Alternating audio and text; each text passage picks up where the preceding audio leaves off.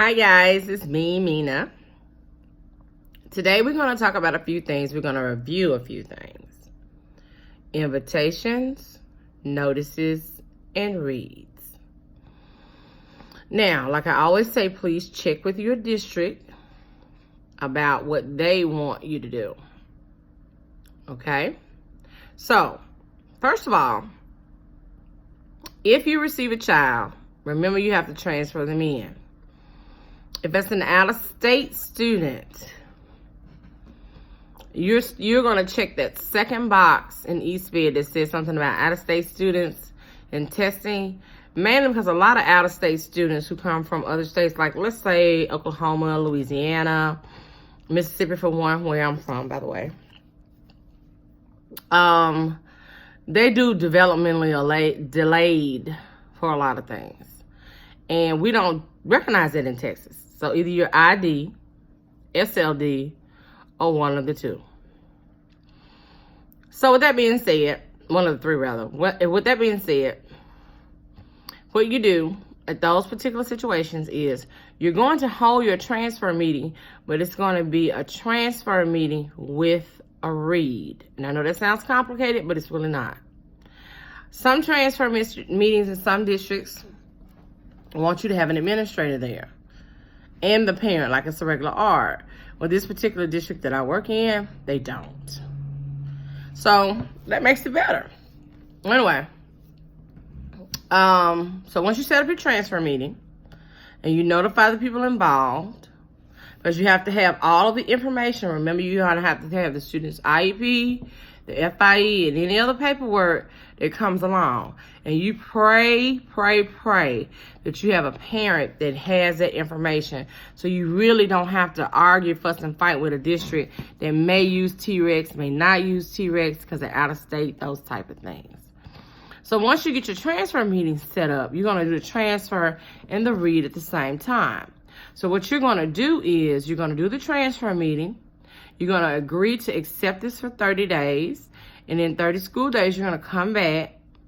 And by that time, the teacher would have had enough data to collect, to create new goals and objectives based on some of the old goals and objectives, and hopefully what they've tested the child on and worked with them on. I know 30 days is not a lot of time, but you know, most people do brigades and other short testings or teacher-made tests or things like that. So you're hoping that.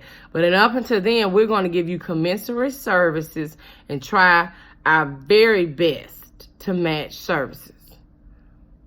And sometimes it's going to be hard because if you get a district that says that this child was getting resourced for 45 minutes a day, and you know your district doesn't have that, but you still got to do it for 30 days, and then you come back in and you kind of fold in what your district does to kind of match that.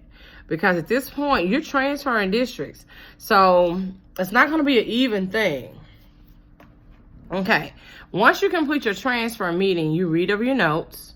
And everybody kind of agrees that this is what we're going to do. Then you go into the read status. Now, you know the read is the review of existing educational data. And all the read is, if you're using eSped, is you're typing in those boxes the information that's coming from the previous district. Then you're asking your committee, you're looking at your IEP to figure out if the child needs more testing or not. Usually, if they have a current IEP that's within the 3-year mark, 9 times out of 10, you don't have to retest. But if they come in with something weird like I said, developmental delay, and that could be anything, and they could have grown out of that. So why are you testing for that? Then you sit there and you ask for more testing. And all you're doing in each box in sociological, economical, language, cognitive, all of that, you're just recopying the information from the previous district and you're reading it aloud. So each box that you go to, you're going to turn to your committee because you're conducting the read and ask them, so do you think more testing is warranted based on the current information, or have you seen anything in the 30 days that we need? 9 times out of 10, you're not going to have to do any retesting. because you've already agreed to accept it. The art is current, the FIE is current, and you'll go on with, most of the time, the services. But every now and again, you'll get that developmental delay kid or something that Texas does not recognize. And at that point, you're going to have to ask for a new cognitive test and a new achievement test. So that's going to be a part of your battery of new testing.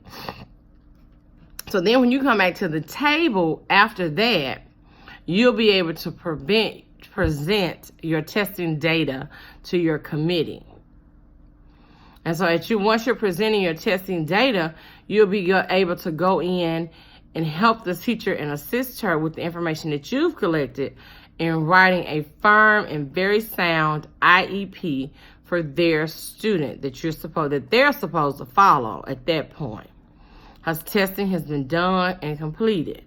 Usually at a read, there's no testing. You're just reviewing what happened before the child got there.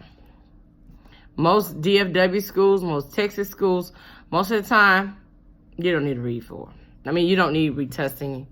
You don't have to ask for retesting in a read. So that's all I had to say about the read, the invitations, and all that.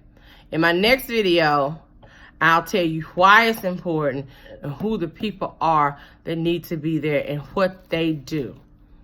If you like my videos that you find out, the Diag channel that I'm doing, the Diag thing, please subscribe and like to them because I'll keep doing them. And if you have things that you want to say or tell me about, please let me know. Thanks. Bye.